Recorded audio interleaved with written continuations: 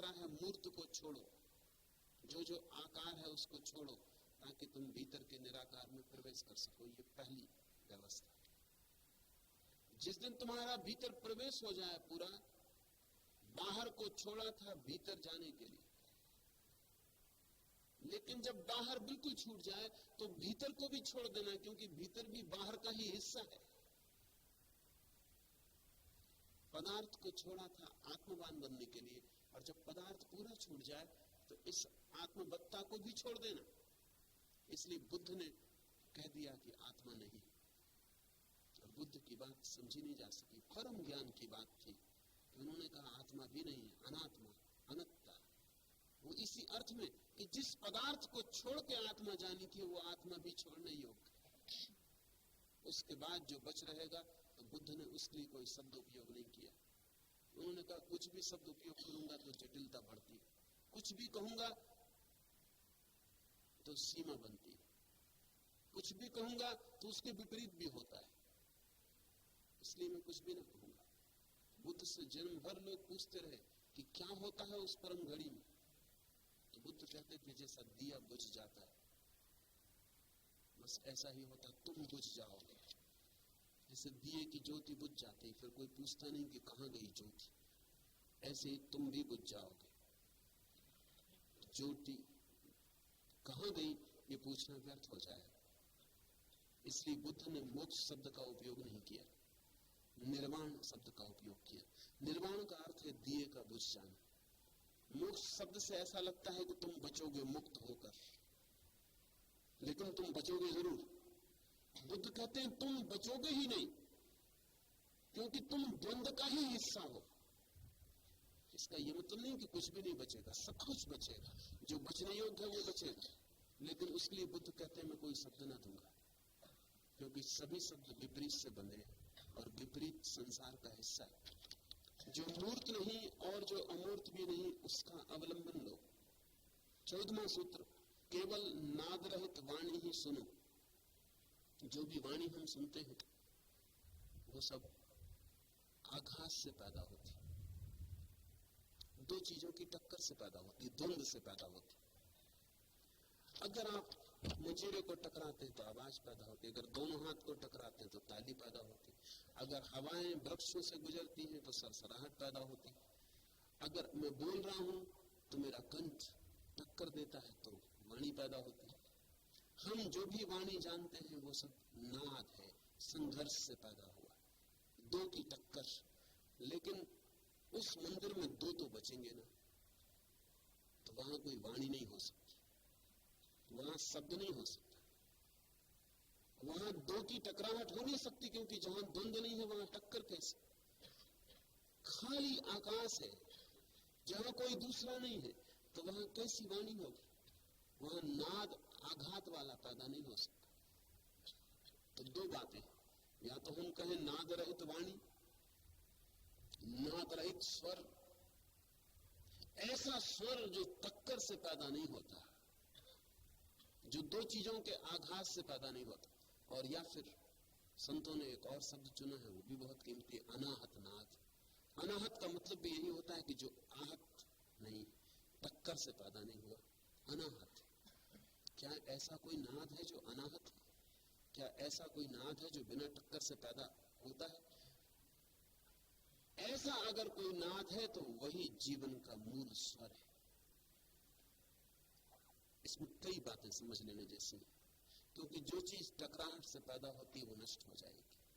क्योंकि टकराहट से एक शक्ति की मात्रा उपलब्ध होती है, लेकिन वो एक शक्ति की मात्रा कितनी देर चलेगी? मैं ताली बजाता हूं तो मेरे दोनों हाथों की टक्कर से जितनी शक्ति पैदा होती वो शक्ति सीमित है। कितनी देर वो स्वर गूंजेगा? जो पैदा हुआ है वो नष्ट हो जाएगा, जो बना है वो मिट जाएगा।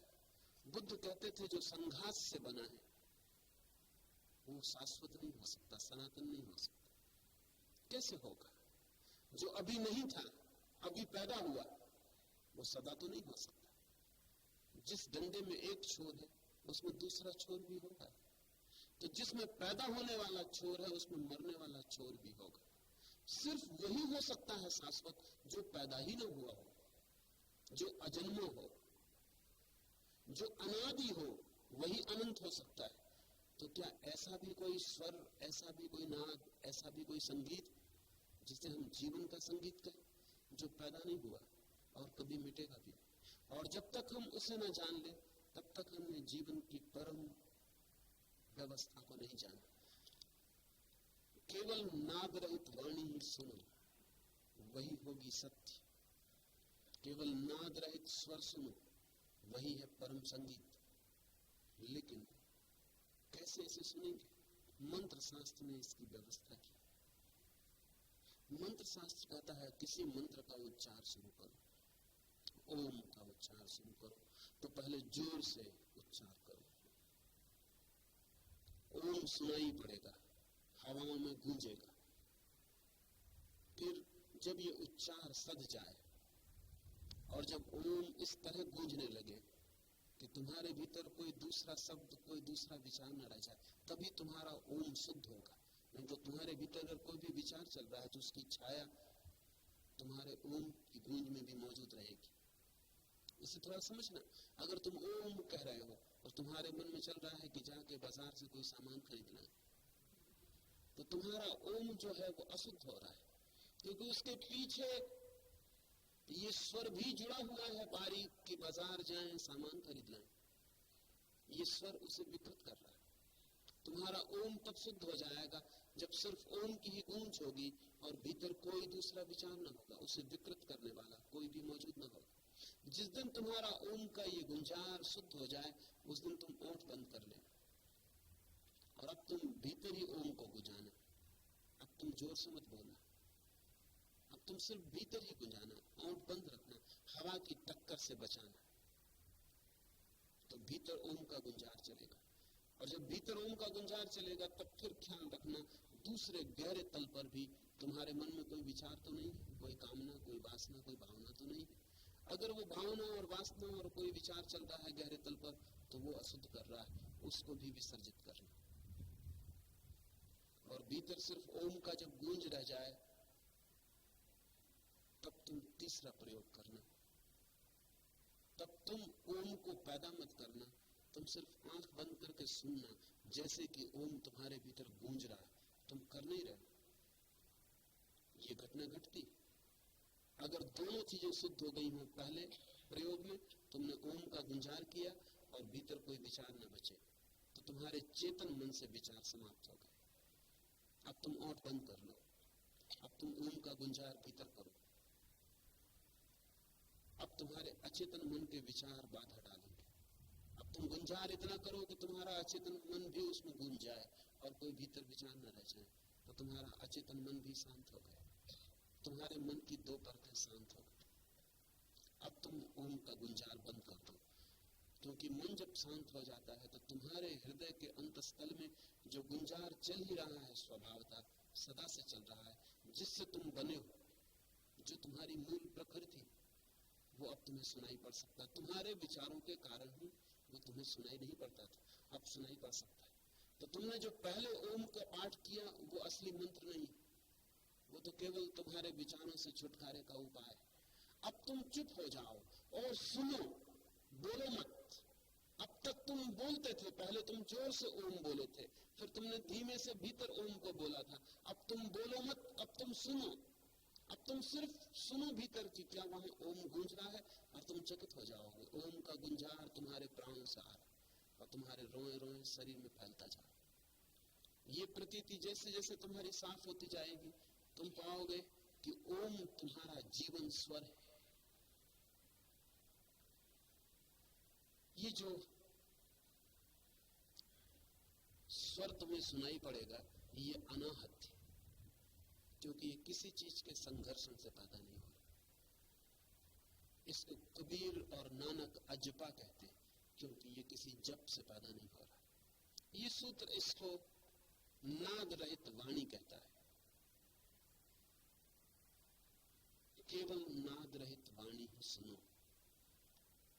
15वां सूत्र, जो वाह और अंतर दोनों चक्षुओं से अदृश्य है, केवल उसी का दर्शन करो। जगत को हमने देखा, इंद्रियों का एक आयाम जो बाहर था वो हमने देखा। फिर हमने इंद्रियों का दूसरा आयाम खोला और हमने उसको देखा जो भीतर। आंख बाहर देखी जगत को, पदार्थ को, फिर आंख ने भीतर देखा और देखा आत्मा को। ये सूत्र कहता है अब तुम बाहर और भीतर दोनों की आंखें बंद कर लो। अब तुम उसे देखो जो आंखों से देखा ही नहीं जाता। तुम उसे देखो जो इंद्रियों से स्पर्शित ही नहीं होता है। अब तुम बाहर भीतर से भी मुक्त हो जाओ और अब तुम उस परम को देखो जो न बाहर है न भीतर है, या दोनों में, बाहर भी है और भीतर भी। ये जो तीसरा है, बाहर भी नहीं भीतर भी नहीं, या बाहर भी और भीतर भी, यही है वह एक। उस एक की खोज में तुम्हें दोनों तरह के प्रयोग इंद्रियों के छोड़ देने पड़ेंगे। इसे हम ऐसा समझें, बाहर की इंद्रियों से जो हम देखते हैं वो है जगत, पदार्थ। भीतर की इंद्रियों से जो हम देखते हैं वो है आत्मा, चेतना। और दोनों को छोड़कर जो हम देखते हैं वो है परमात्मा। या ऐसा समझें, बाहर की इंद्रियों से जो हम देखते हैं वो है विचार, भीतर की इंद्रियों से जो हम देखते हैं वो है ध्यान, और बाहर और भीतर दोनों इंद्रियों को छोड़कर जो हम देखते हैं वो है समाधि। बाहर से जो देखा वो भी आधा है, भीतर जो देखा वो भी आधा है। बाहर और भीतर दोनों को छोड़कर जब हम देखते हैं तो वही पूरा, वही पूर्ण।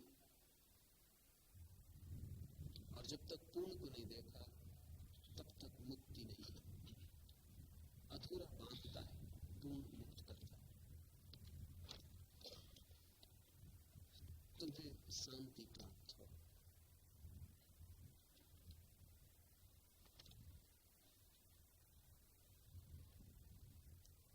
परम शांति उसी क्षण प्राप्त होती है जब तुम बचे ही नहीं। जब तक तुम हो तुम अशांत रहोगे। इसलिए आखिरी बात ख्याल में ले लेनी चाहिए, तुम कभी भी शांत न हो सकोगे, क्योंकि तुम्हारे होने में ही अशांति भरी। तुम्हारा होना ही अशांति है, उपद्रव। जब तुम ही न रहोगे तभी शांत हो पाओगे। इसलिए जब कहा जाता है तुम्हें शांति प्राप्त हो, तो इसके बहुत अर्थ। इसका अर्थ है कि तुम न हो जाओ, तुम समाप्त हो जाओ, ताकि शांति ही बचे। तुम ही तो उपद्रव हो। सागर में तूफान आता है, फिर तूफान शांत हो जाता है, तो हम कहते हैं तूफान शांत हो गया। लेकिन इसका क्या मतलब? क्या शांत तूफान वहां मौजूद है? शांत तूफान का अर्थ ही होता है कि तूफान न रहा। कोई आदमी बीमार पड़ता है, फिर ठीक हो जाता, हम कहते हैं बीमारी ठीक हो गई।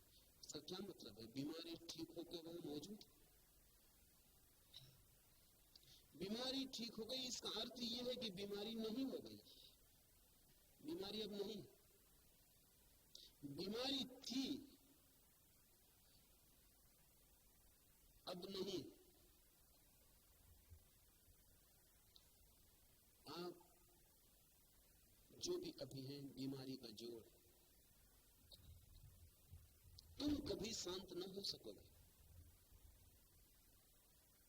जब तक कि ये तुम शांत ही ना हो जाए, जब तक कि ये तुम खो ही ना जाए। तुम्हें शांति प्राप्त हो इसका एक ही अर्थ है कि तुम उस जगह पहुंच जाओ जहां तुम न रहो। जब तक तुम हो तुम अशांति का स्वर खींचते ही चलोगे। इसलिए धर्म महामृत्यु, उसमें तुम पूरी तरह मर जाते, तुम बचते। जो बचता है वो तुम्हारा अंतस्तम, तुम्हारा केंद्र, लेकिन उससे तुम्हारा अभी कोई परिचय नहीं।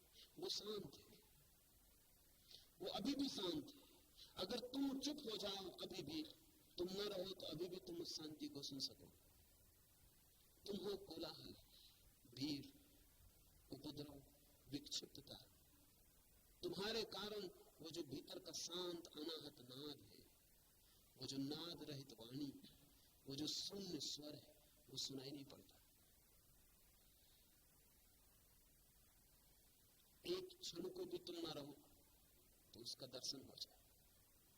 और एक बार उसका दर्शन हो जाए तो तुम फिर वापस ना लौट सकोगे, क्योंकि तब तुम जान ही लोगे कि इस बीमारी को वापस बुलाने का कोई प्रयोजन नहीं। लेकिन अभी हम कोशिश करते हैं, अभी हम कोशिश करते हैं कि मैं शांत हो जाऊं, बिना इसकी फिक्र किए कि मैं ही तो अशांति है। अभी हम कोशिश करते हैं कि मैं कैसे मुक्त हो जाऊं, बिना इसकी फिक्र किए कि मैं ही तो अमुक्ति हूं। इसलिए मैं तुमसे कहता हूं, तुम्हारी मुक्ति नहीं, तुमसे मुक्ति।